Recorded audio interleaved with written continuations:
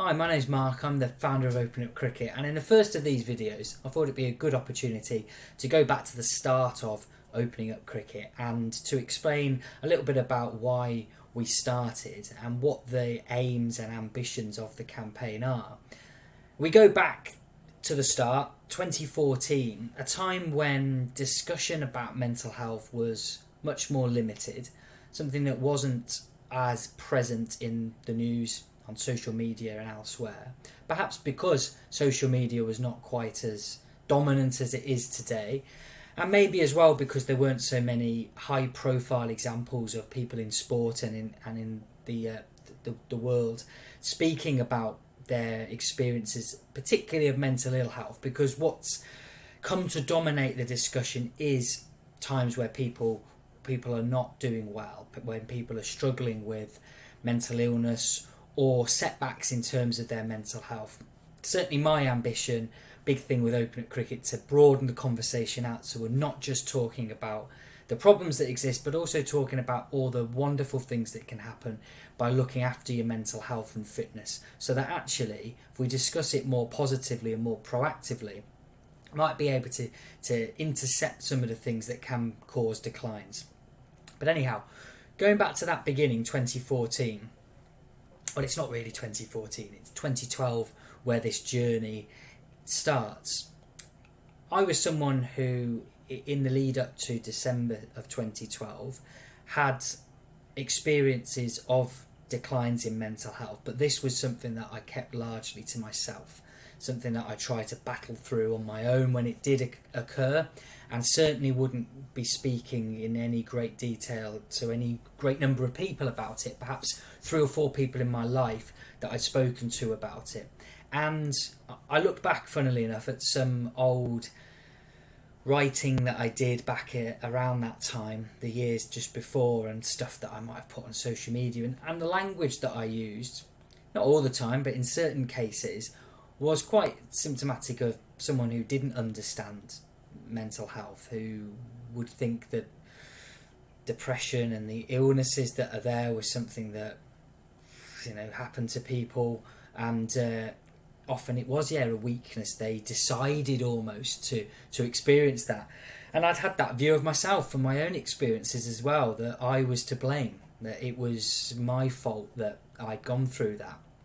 So as this time that I mentioned, December 2012, came around, I was pretty ignorant to the realities of it, despite a good friend of mine going through a really difficult time with his mental health. And in some ways I was supportive, in other ways I could have been more supportive, and that's really what led me to this. Because in that December of 2012, I remember receiving a phone call from a friend, out of the blue, a Sunday afternoon it was, and I thought it was odd that this person was calling a friend, but not necessarily someone that would ring me up just to have a chat. So I wondered what this might be about, and as they started speaking, they needed to go just into somewhere a little bit quieter, which made sense on a phone call. But then they paused and they stuttered over what they were saying, which made me think, what's going on? And then they started to explain to me about some news that had come up, that our friend Alex had died, and this was that he'd taken his own life. And I remember finishing the call quickly. What is there to say in that discussion? Put the phone down and immediately was overcome by emotion and started crying and just thinking out loud, saying why. Even though now I can look back and think I've seen some of these signs all the way through, if I'd let myself. So that evening, that afternoon and that evening, contacted people, everyone in the same sort of state of shock within my cricket club where I'd met Alex and had known him. And people met up, went for a drink. Some of us carried on into the night and into the small hours, and just trying to not even make sense of it there, but just to be together, just to not be alone trying to think about this. Horrible, like horrific would not be too strong a term. And then those days that came afterwards, a bit of a haze. This was in the lead up to Christmas. And I remember when I did get the break of a few days from my job at the time, Christmas being something that I went by in a haze. And really it all did until the funeral in the new year, when I did start to think a little bit more seriously about what had caused this, what was going on in Alex's life, but also what was going on in the world around him.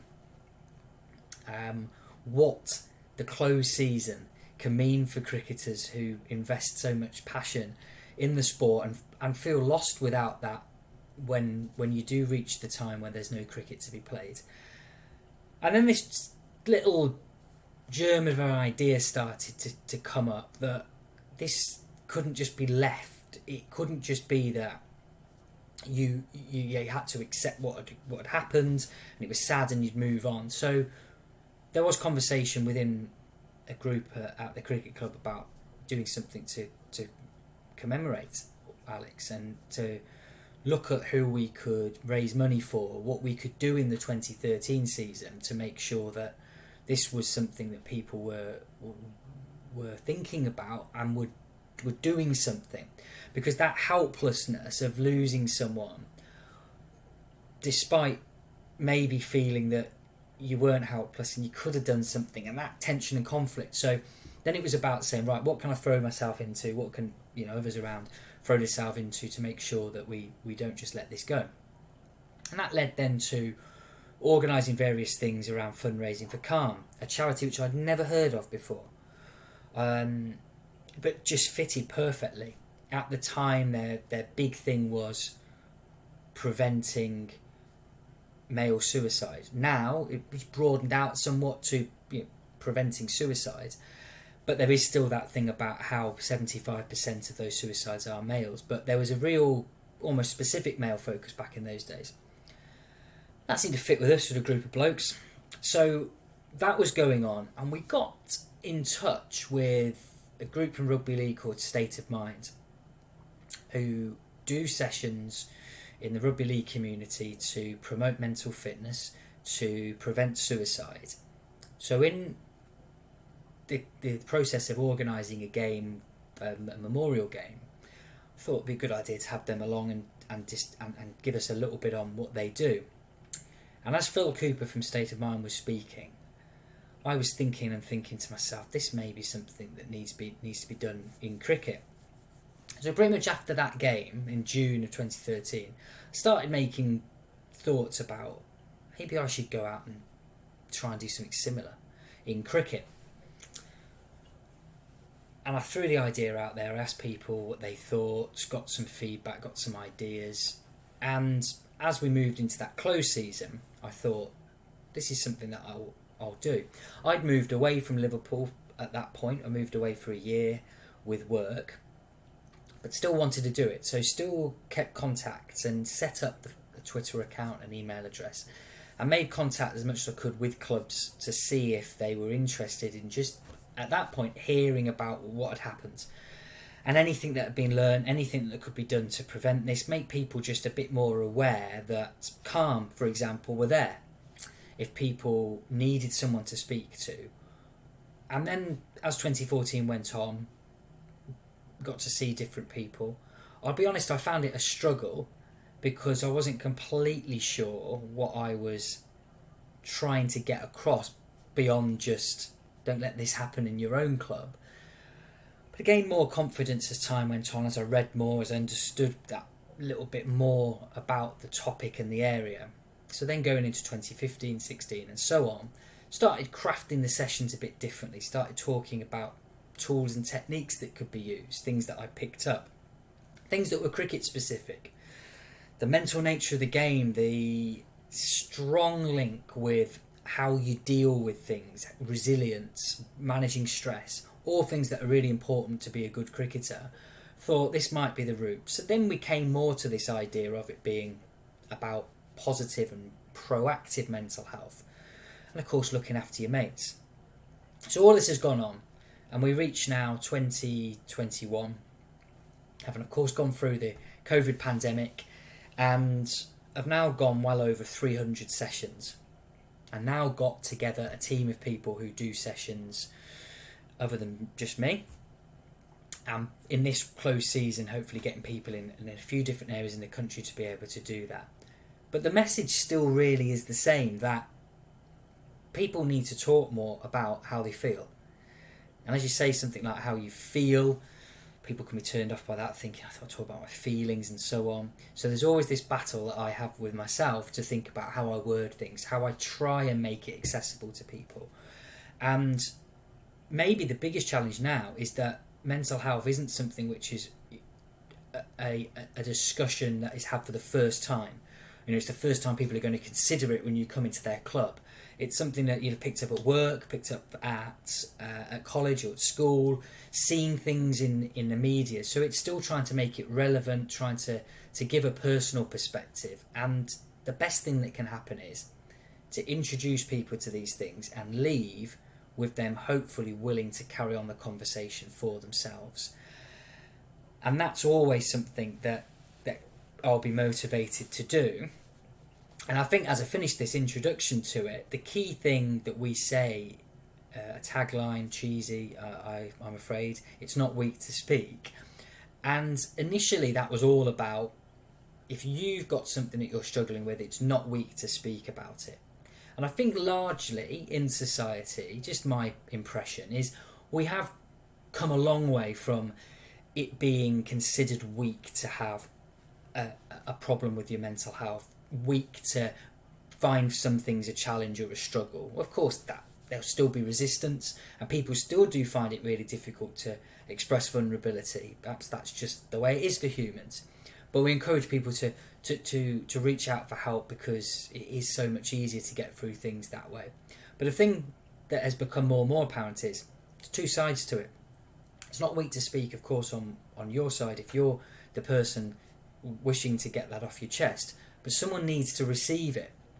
And the importance of being a good listener has never been more important. And the thing that I've noticed from doing starting my training to become a counsellor, is that I'm as guilty of it as anyone. We don't listen well. We wait for someone to finish what they're saying just so we can say what we want. Or we're already formulating a response without hearing all of it. We're trying to bring it back to our agenda. We're not actually listening and reflecting that back to them. And that's in everyday conversations. And of course, there are times where it needs to be that interchange where you give your view, they give their view.